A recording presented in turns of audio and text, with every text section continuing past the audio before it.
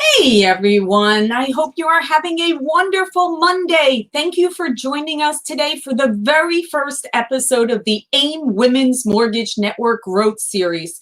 I'm Laura Brandao, and this series is here for you to educate, inspire, and share your progress as we lift each other up to new levels. To kick things off, we have an incredible special guest with us, Dr. Meg Morgan. She is the award-winning author of this fabulous book, Everything is Negotiable: The 5 Tactics to Get What You Want in Life, Love, and Work. As well as she's a college professor, keynote speaker, and a certified executive coach. Dr. Meg, thank you so much for joining us today and for being our very first guest. I'm so excited to be the first one, and thank you for having me, Laura. Absolutely. Well, Dr. Meg, I read your book, and when I read it, I immediately was just overwhelmed with joy because the word negotiate, automatically in our brains, we think that negotiate automatically it's my salary, right? People automatically think, okay, I need to be strong and I need to ask for what I want when it comes to that. Yeah. But that's not exactly what you speak about or you write about. That's one piece, but it's more than that. It's actually more of negotiating the full spectrum of the life that you want and getting the most out of it. And you've also researched, why is it that women struggle with negotiation and asking for what they want? So please, let's start there. Tell us a little bit about that. Well, so it's funny because when we were publishing the book, the publishers were a little worried about the word negotiate because it really was like alarming women, but I was pretty adamant that I wanted that word and then to be able to reframe that word. Because I think when we hear negotiate, we think conflict, fight, winner, loser. And the point I make in the book is it's really just about leveraging your worth for something that you value. Sometimes that's money, but sometimes, and a lot of other times, it's, self-respect or help at home or work-life balance or whatever the case may be. So I wanted to really make that word mean more than just money or fighting. And so kind of to go to your question of why we don't do that, what I found through the women that I've worked with, which at this point has been, hundreds of women negotiating their salary or negotiating whatever the case may be, there's really 3 reasons why women don't negotiate. And I'll tell you the 3, and then we can kind of unpack them together. The first is they truly don't know if they can, right? They're looking for almost permission. Like the question I get is, can I ask? Right? Who's going to give me permission to ask? The second is, even if they could, they don't know what they'd ask for, right? Even if they got up the nerve to do it, they're not sure what they would ask, whether it's salary or help or otherwise. And then the final thing, which I think is so incredibly relatable and something that I certainly struggle with, which is, how will I be perceived? What will people think of me if I ask for more help or more money or whatever is? Right. So those are really basic, very human, very women traits of kind of asking permission, needing to know that they're not going to be perceived negatively. Right. In all shapes. Yeah. Okay, so knowing if you can ask. All right, let's take that one. Let's kind of chop this up into pieces. So knowing if you can, who are we looking for permission from? Who is it that we're like, is it because, generally speaking, from a feminine side, do we always try to think of others first? And so it's kind of one of these situations of, well, if I ask, then I'm not putting someone else in front, whether it's my family, whether it's my team, whether it's whoever. Yeah. Is it because the first thing we have to come to grips with is, well, if you take care of yourself, you're a better you to be able to be the best wife, best sister, best team member, best boss, best everything. Yeah. So is that like where it starts? I think it starts with this almost societal pressure to be, and I hate this word, but like good girls, right? We don't want to rock a boat. Right. We don't want to ask. We don't want to upset anybody. When we think negotiate, we think fight and winner and loser. And perhaps you're more of a team player, or perhaps you're more grounded in, being selfless. But I think a lot of what happens too is just like, we don't really see when we're frustrated by something. Like, we kind of assume what we have is what we have. And so knowing whether or not you can ask is really being able to identify what your issue is. And when I say issue, maybe that's opportunity, maybe however you want to phrase that. But if there's a pain point you can point to as to what's bothering you. And so what's funny about when you mentioned the book, a lot of people would come to me wanting to negotiate their salary. And when we'd get into it, it was never about money, right? It was that they weren't feeling valued at work, or they weren't feeling heard at work, or they didn't feel relevant. And so all of these things mix in with what we think we're asking for versus what we really need. And I think it's a little bit of, I'm putting others before me, but it's also, I really don't actually have clarity on what it is that I need, because I'm really not listening to myself. Right. So we're kind of thinking, okay, the solution to this is I will feel better if I achieve this. Yeah. But that's not really the root cause as to why I feel I have this desire to obtain something else. Right. Okay. So how do you recommend that we actually get to the root cause of whether it is I want to feel that I'm more taken seriously. I want to be listened to. I want to be respected. I want to be put on a pedestal, or I just want support or help, whether it's at home or at work. So how do you identify that? Well, I think what happens, and I'll share my own story. I was working on my doctoral program, and I had just had a baby, and I was sort of staying at home and then teaching at nights and working. And in my mind, me being able to do that all was the goal. Like, me being able to handle that, cook meals, be great at everything. And I had to really get, where was that model coming from? And it wasn't coming from really internally, right? It was coming from somebody else, looking around at other moms, looking around at other, doctoral students or professors, and trying to kind of make myself what they were. And so I think getting clarity is sort of releasing what you see everyone else doing and really focusing on what you needed. And so the big negotiation that I did, and I talk about in the book, is like saying to my husband, okay, these are the 5 things that I need you to do to make this work for me. And obviously his answer was yes. But until I kind of told him what the problem was, he was just sort of trying things to make it better and not sort of making me more mad.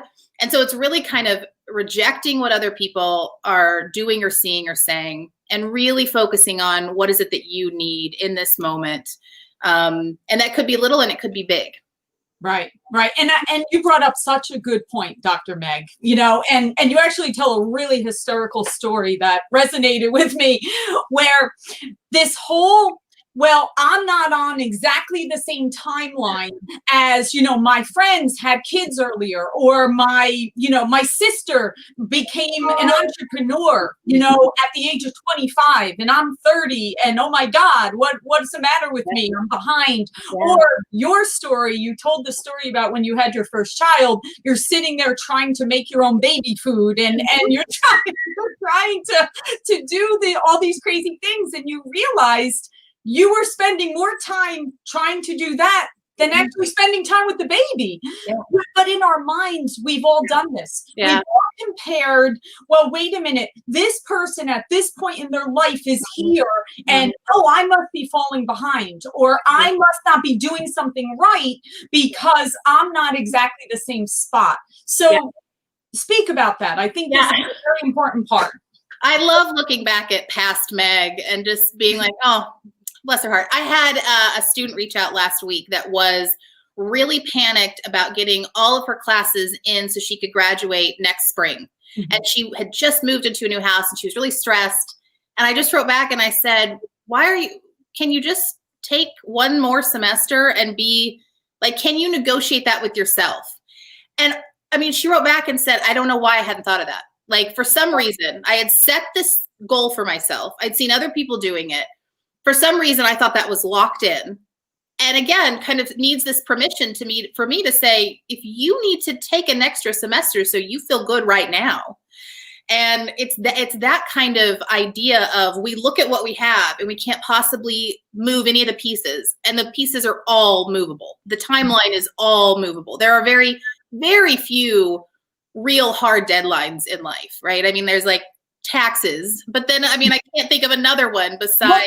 It actually moved though. Look at Dr. Meg. We have that is moving. The taxes move. So I think you just release the idea that this is what I'm supposed to do. This is what it's supposed to look like, right? And then you start being really creative in your ability to negotiate. Right. So I think this is a really good example, right? So listen, we all, before you have children, everything is kind of all organized, and then a baby comes in and it's all thrown out the window, right? Because we all know the best negotiator, which is how you kind of came down, are the children. Our kids are the best negotiators. Mm-hmm. And I think we all have figured out how to do that. But over time, especially as women, especially as professional women, we forget that sometimes, because you're right. We're trying to keep those pieces in the puzzle. And when something moves out of place, we're like, uh-oh, now what? So tell us, what do we do in our mindset to be able to let that go and be able to realize that, like you said, there's not a lot of things that are written in cement or stone. We're usually able to move around. Yeah. So the book is based in large part on watching my daughters negotiate against me. And one of the things that I've noticed they do is they do not care what I think of them. And I'd love to give myself credit and say it's because they feel unconditional love, but I also think there's just part of being a child where you're not governed by the external perceptions of what, your boss might think or your colleagues might think, and how freeing that is for them to just argue or negotiate for their needs getting met above all things. And if anything, I feel like that makes me love them more, right? Like they can just say, this is what I need. Parenting has become easier as they're able to communicate exactly what they need. And if we could maintain that in adulthood, but we lose that as women because we get all these messages that we should talk less and shrink and not upset people and not be perceived, because we do perceive women more negatively, or we think we'll perceive women more negatively when they are outspoken or they are assertive. And so I think the key is in removing that concern over how people are going to perceive you. And now that's a journey. But I was going to say that's a very tall order. That is not an easy one. One thing to kind of keep in mind in that vein is we truly have no way of knowing what other people think of us or how they perceive us. And even if you ask them, they could still lie, or their minds could change. So trying to track that down is a fool's errand. And when you realize that, right, when you realize that even if you could get everyone's approval, could you maintain it? That's exhausting. Nope. Instead, to know this is what I want and this is what I need, you'll naturally have people that appreciate that, and you'll naturally have people that won't. And that, even knowing that, I think on a objective level is helpful, or has been helpful to me. So why do you think we struggle with that as women? Why do you think we struggle with this, worried about what people think about us more than the guys do? Why do you think that is? Oh, more than the guys? I don't think that I think it kind of comes down to how much women, especially in the workplace, have to be caretakers. There's all kinds of studies about women even being asked to take notes in meetings, being asked to plan birthday parties, being asked to stand up and close the door in a conference room. Like, we kind of do a lot of the caretaking, and that translates into the managing of other people's emotions. So if we start getting in this space of managing other people's emotions, then we're naturally going to try to manage how they perceive us. And that becomes, I think, a big part of what stops us then from focusing on ourselves and asking for what we need. Right. I guess that makes total sense. Now, you speak about organizing your mental closet. Yeah. Tell us a little bit about that. Yeah. So you know, toss, donate, keep. And probably while you're quarantined, you've done some closet cleanup. So I think like at the end of the night, we all have these moments of replaying some conversation that happened. And we're like, did I make that person mad? Did I come off as stupid? Did I say the right thing? And so I just decided at one point that we could organize our brains like we organize our closets. And what we toss are the things that we fear. What we donate are the things that we hear. And what we keep are the things that are clear. So in the first category, you want to toss out anything. And when I say toss out, like these don't belong in your brain anymore. Anything that is an assumption or a prediction about what people might be saying about you. They may have thought you were rude. They may have thought you were stupid, but you have no proof, right? Other than your own kind of fear spinning up. So we get rid of that. The second is you're going to donate what you hear. And this is where women really struggle because what you hear is going to be rumors and gossip. So I had early in my career, someone come into my office and close the door and said, I just want you to know that I like you. But I've heard, right? That's how all good conversations are. Yeah. But I've heard that Janet has a really big problem with you. And I kind of like hooked onto that. I was like suddenly really worried about Janet. But this was like coming secondhand, right? Like I wasn't speaking to Janet. And so it really wasn't beneficial for me to sit there and try to figure out ways I could convince Janet to like me. And so I always suggest donating back, like in that moment to just say, oh, I'm so sorry to hear that. Have her come talk to me, right? Like don't accept the hearsay. Like don't spin there with the person. Like, oh, tell me more. Because what happens then is Janet, a few things could happen. One, the person who came to me will just not say anything to Janet. The person will go to Janet and Janet will say, I was just blowing steam. I'm not going to say anything to Meg. I'm over it. Or Janet will say, I'm going to go tell Meg exactly what I think of her. And then we've moved into the only category that we can spend any time worrying about, which is the keep category, which is that which is clear. That which people come and tell you directly and clearly. And once that kind of became my model for what I was going to spend my time on, was only that stuff that was coming to me, that was clear, that was kind, right? Like I don't mind criticism, but don't be horribly rude. I could manage. That was something I could manage. And it changed the way people came to me. It changed the way students came to me, right? I used to allow students to come to me and say, another student doesn't like the class, right? Or another student's upset. It really started to funnel in comments directly to me that I could deal with. And I spend, I won't say no time, but a lot less time worried about the, rumors, the perception, the things that I could kind of drum up in my head at night if I let myself. Right. I think that's amazing advice. Absolutely. And that's something that that probably takes making it a habit. Yes. I can't even imagine that, today everybody that heard this is going to be like, okay, I'm going to toss, donate, and keep. Right. It's like, okay, let me work with this. But I would think that once it becomes a habit, number one, it's clearing out your mind and it's having you focus on what you can directly do something with, because we deal as women, we definitely deal with a lot of self-talk. Yes. We definitely have this, this little voice that most of the time is making us second guess ourselves. Right. And I don't care if you have a doctorate. I don't care if you're the president of a lender. I don't care who you are.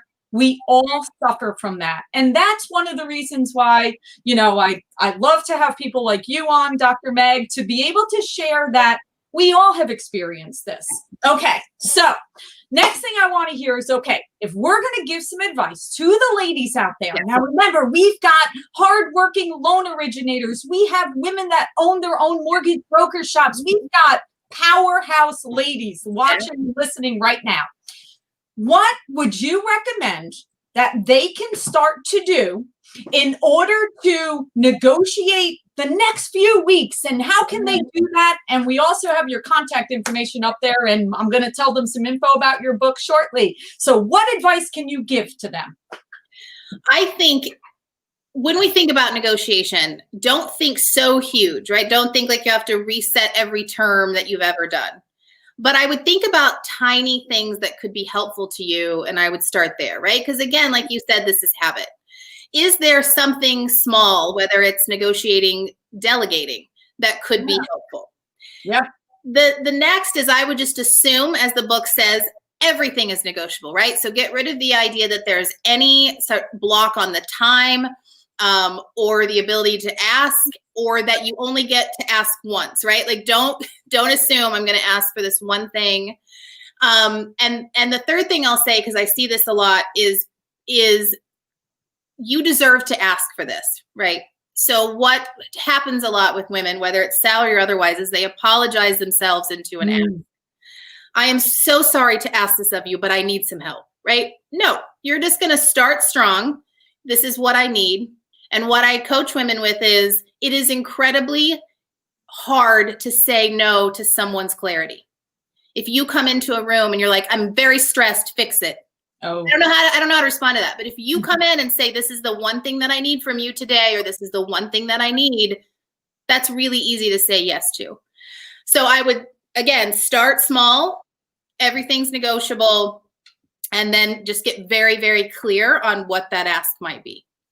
That is wonderful advice. And I love even that you started with delegating, because I know that's definitely a struggle for most of us. And I think that's great advice, as right now the mortgage business is doing very, very well. And we have lots of families to help. And so that's good advice for all of our women out there to know, whether it's a loan officer assistant or whether it's hiring another processor or whatever can help you, a marketing person to assist.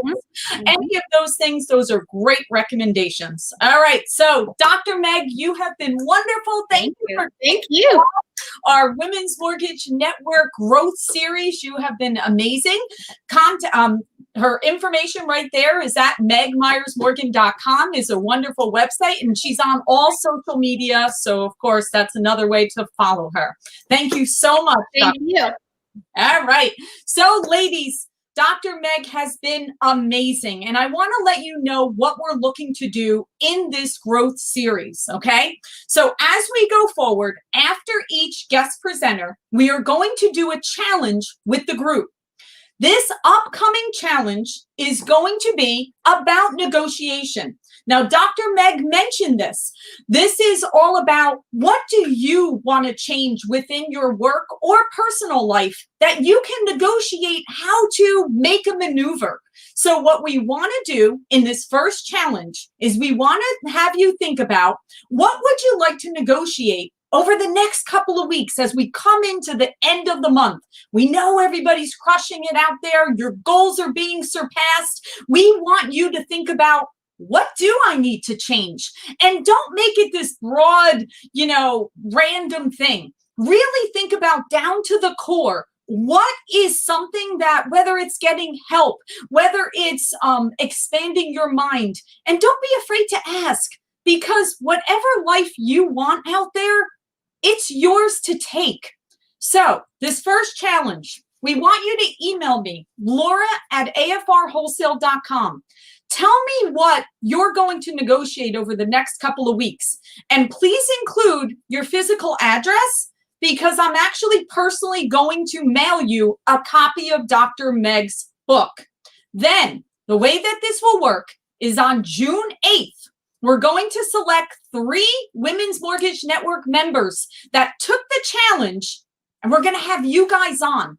And we're going to hear about some of how it worked, what you thought of it, what you accomplished. And that's what this series is going to be. We're going to have industry leaders. We're going to have Women's Mortgage Network members with panel discussions, and we'll have outside presenters. So each week, we're going to alternate different ways of bringing value and inspiring you, educating you, and having you guys come together so we can spotlight you, because it's all going to be about this group and how we're going to continue to grow, expand, have you guys just become the leaders in our industry and continue to support you and spotlight you as you shine. Okay? So send me those emails. Let me know. Yep, Laura at afrwholesale.com. Tell me what you're negotiating for the rest of this month. And then we're going to pick 3. We're going to, we're going to mail out the book and we're going to select 3 people so that we can bring you on June 8th. Now, next week is Memorial Day, so wishing everybody a happy Memorial Day. And then we'll be back on June 1st with another presenter, Larry Levine. He actually wrote a book called Selling from the Heart, and it's all about relational sales. And I think you'll really be inspired and learn a few things and love that also. So the next time we're actually going to have the live show will be on June 1st. And please, send me those negotiations because I want to present you guys with the book and have 3 people on the 8th. Thank you so much for joining us for this first episode. I look forward to building out this series, spotlighting you guys, and wishing you a wonderful rest of your Monday. Take care, everybody.